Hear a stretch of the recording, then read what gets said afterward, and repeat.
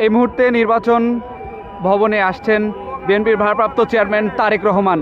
দর্শক, আপনাদেরকে যদি জানিয়ে রাখি যে নির্বাচন ভবনে তার ভোটার সংক্রান্ত যেই কার্যক্রম রয়েছে সেটি তিনি করবেন, এজন্য তিনি নির্বাচন ভবনে আসবেন। এবং এখানে আমরা দেখেছি আইনশৃঙ্খলা বাহিনীর বেশ তৎপরতা এবং কঠোর নিরাপত্তার চাদরে ছেয়ে আছে চারিদিকে। এই মুহূর্তে আমরা যেমনটি আপনাদেরকে দেখানোর চেষ্টা করছি, আর অল্প কিছু সময়ের মধ্যে তার গাড়িবহর নির্বাচন ভবনের ঠিক সামনে আসবে। দর্শক, আপনাদেরকে যেমনটি জানাচ্ছিলাম যে বিএনপির ভারপ্রাপ্ত চেয়ারম্যান তারেক রহমান তিনি কিন্তু একটু আগেই শাহবাগ যে ওসমান হাদির কবরস্থান রয়েছে সেখানে তিনি কবর জিয়ারত করেছেন এবং সেটি শেষে তিনি এখন আসবেন নির্বাচন ভবনে। এবং নির্বাচন ভবনের ঠিক আশেপাশে আমরা দেখছি যে আইনশৃঙ্খলা বাহিনীর বেশ কঠোর নিরাপত্তা এখানে রয়েছে, বিভিন্ন ইউনিটের আইনশৃঙ্খলা বাহিনীর সদস্যরা, সেটি আপনাদেরকে দেখানোর চেষ্টা করছি।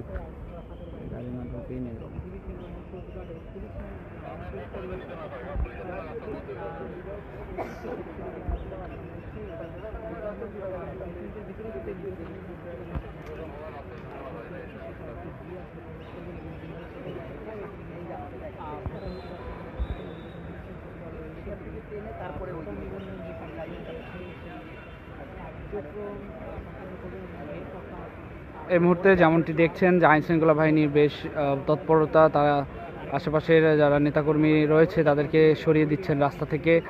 এবং আমরা দেখছি আইনশৃঙ্খলা বাহিনী যারা এখানে রয়েছে তারা কঠোর নিরাপত্তা দিয়ে চারিদিকে ঘিরে আছে। এই মুহূর্তে নির্বাচন ভবনের সামনে আসবেন তারেক রহমান এবং তার যে ভোটার সংক্রান্ত যেসব কার্যক্রম রয়েছে সেটি তিনি করবেন।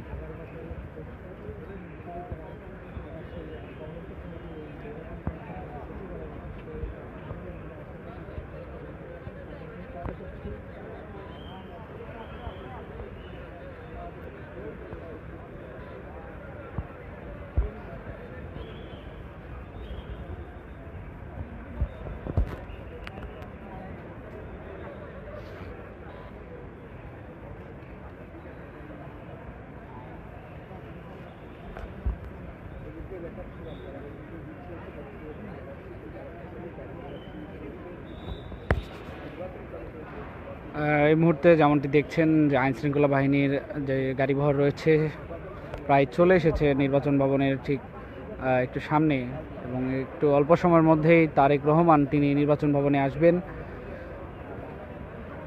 দীর্ঘ 17 বছর পর তিনি বাংলাদেশের মাটিতে পা রেখেছেন এবং পরবর্তীতে তার যে ধাপে ধাপে যে কর্মসূচিগুলো তিনি রেখেছেন সেগুলো তিনি করছেন। আমরা দেখেছি আজকে সকাল 11টায় তিনি শাহবাগে শহীদ ওসমান হাদির কবর জিয়ারত করতে সেখানে তিনি গিয়েছেন এবং সেখান থেকে তার নির্বাচন ভবনে আসার কথা রয়েছে। এবং আমরা দেখছি যে আইনশৃঙ্খলা বাহিনী যে গাড়িবহর সেটি ইতিমধ্যে চলে এসেছে এবং অল্প সময়ের মধ্যেই তিনি নির্বাচন ভবনে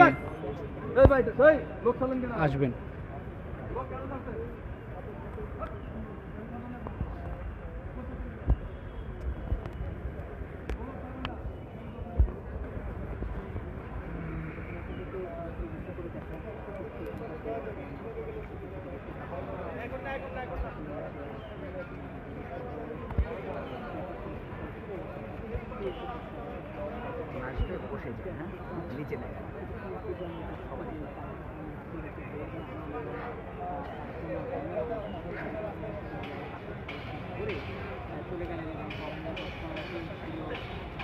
দর্শক, আপনারা যেমনটি দেখছেন আইনশৃঙ্খলা বাহিনী এখান থেকে যারা নেতাকর্মী রয়েছে তাদেরকে সরিয়ে দিচ্ছে।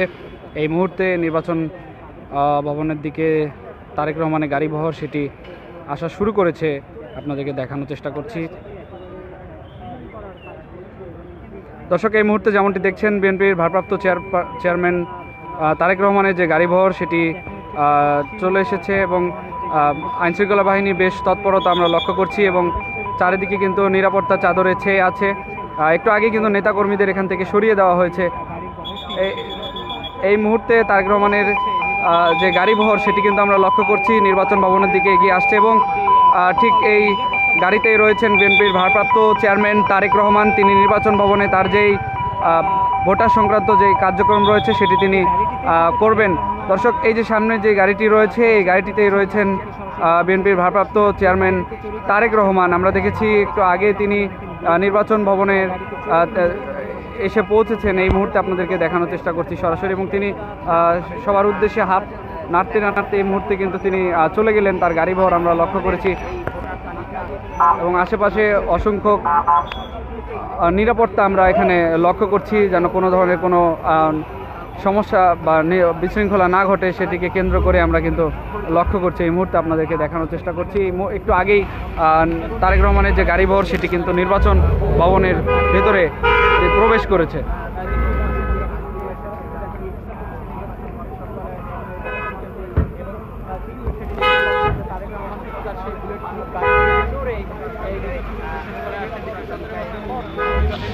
দর্শক, আপনাদেরকে যেমনটি জানাচ্ছিলাম যে দীর্ঘ 17 বছর পর বিএনপির ভারপ্রাপ্ত চেয়ারম্যান তারেক রহমান তিনি এসেছেন বাংলাদেশে এবং পরবর্তীতে আজকে এই যে আপনাদেরকে দেখানোর চেষ্টা করছিলাম তিনি নির্বাচন ভবনের এসেছেন। তার যে নির্বাচন ভোটার সংক্রান্ত যেসব কার্যক্রম রয়েছে সেটি তিনি করবেন।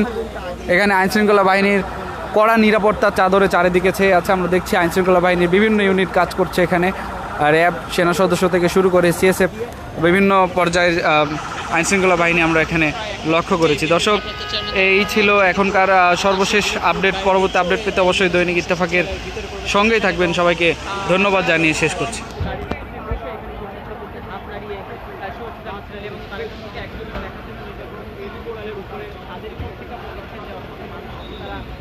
সেখানে অপেক্ষা করছিল তারেক রহমানকে দেখার জন্য এবং তাদের অনেকে তাদের ভিডিও ধারণ করছে তারেক রহমানের এবং তারা কিন্তু এই নির্বাচন